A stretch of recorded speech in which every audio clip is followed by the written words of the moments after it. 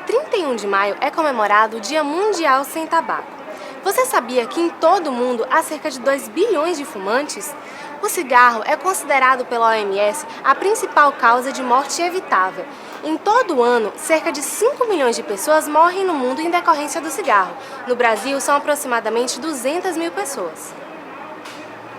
O tabagismo está relacionado a mais de 50 doenças, sendo responsável por 30% das mortes por câncer de boca, 90% das mortes por câncer de pulmão, 25% das mortes por doença do coração, 85% das mortes por bronquite e enfisema e 25% das mortes por derrame cerebral. Diversas empresas em todo o mundo vêm adotando medidas para proteger os seus funcionários e criar ambientes 100% livres. Desde 2007, o TRE da Bahia também tenta combater esse mal, quando criou o primeiro grupo de apoio e delimitou áreas para os fumantes, os chamados fumódromos. Em 2011, os fumódromos foram desativados e ficou proibido o consumo de qualquer substância derivada do tabaco nas dependências do tribunal. Vamos conversar com Giovana Mesquita. Ela é psicóloga da Seção de Assistência à Saúde do Tribunal, que conduziu os grupos de apoio para tabagistas e participou da implementação do Programa de Valorização da Saúde dos Tabagistas. Olá, Giovana. Olá. Giovana, o TRE da Bahia hoje se considera 100% livre do tabaco? Você pode nos contar um pouco sobre o trabalho realizado na Seção de Assistência à Saúde? Sim, hoje o TRE Bahia é um ambiente livre do tabaco no sentido de que não existem mais áreas dentro do prédio onde hajam fumódromos. Esse trabalho, na verdade, começou em 2005, quando existia uma nossa preocupação muito grande com a questão do fumo passivo, pois pela própria estrutura do prédio, muitos servidores fumavam nos corredores e em áreas outras que incomodavam bastante os colegas. Então o que a gente fez foi realizar uma pesquisa onde a gente obteve 410 respostas em todos os servidores que trabalhavam aqui, além do pessoal terceirizado, os requisitados, e onde a gente obteve uma resposta de que 90% dessas pessoas, né, dos servidores que trabalhavam aqui, todos esses funcionários, desejavam um ambiente livre do cigarro. Apareciam 38 servidores que fumavam, e desses 38, 28 deles desejavam parar de fumar dentro de 6 meses, né, no período de 6 meses. Então isso fez com que a gente iniciasse um trabalho de criar um grupo de apoio para ajudar esses servidores que manifestaram esse desejo de parar de fumar, para que eles pudessem de fato tentar alcançar esse objetivo. Vamos ouvir alguns depoimentos de 2007. Então, até hoje eu vejo as pessoas dizendo: ah, meu Deus, Cesaltina deixou de fumar. Como Cesaltina deixou de fumar? Aí eu mesmo repito: Cesaltina deixou de fumar. Aí cai a ficha: epa, Cesaltina sou eu. Gente, a melhor coisa que aconteceu na minha vida há 1 ano e meio foi ter participado desse grupo aqui do tribunal e ter deixado de fumar. Depois induzimos uma colega a deixar de fumar. Ela se mirou no nosso exemplo. E elas conseguiram, então também são capazes. Exatamente. E ela deixou por causa de nós dois, por causa de uma festa. E o que o Cessé falou que mudou como pessoa e tudo isso é uma coisa interessante, porque eu vejo assim, como uma porta que, quando eu parei de fumar, neste momento que eu parei de fumar, eu abri uma porta diferente na minha vida, e depois dessa porta teve várias outras portas, e foi um mundo novo que eu descobri.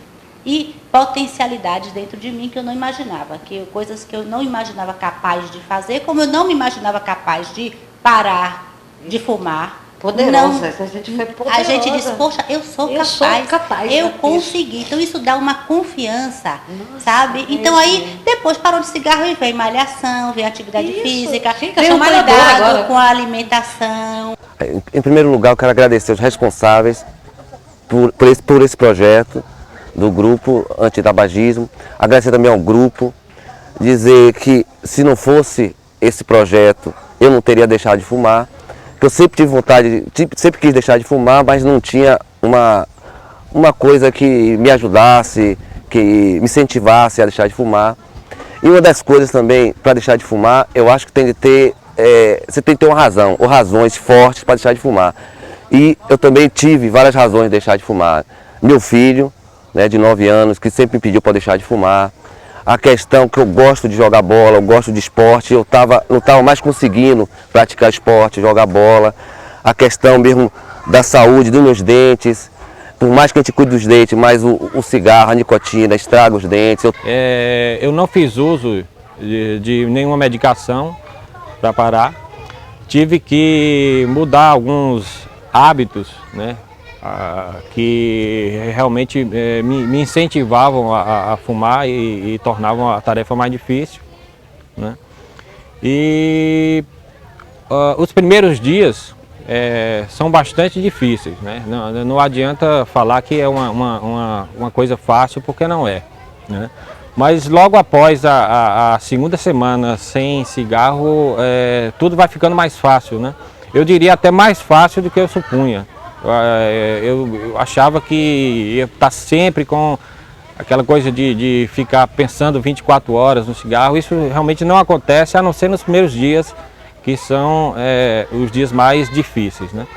Então, após esse período de uma quinzena, tudo vai ficando mais fácil, o cigarro já não tem mais aquela presença tão importante na nossa vida.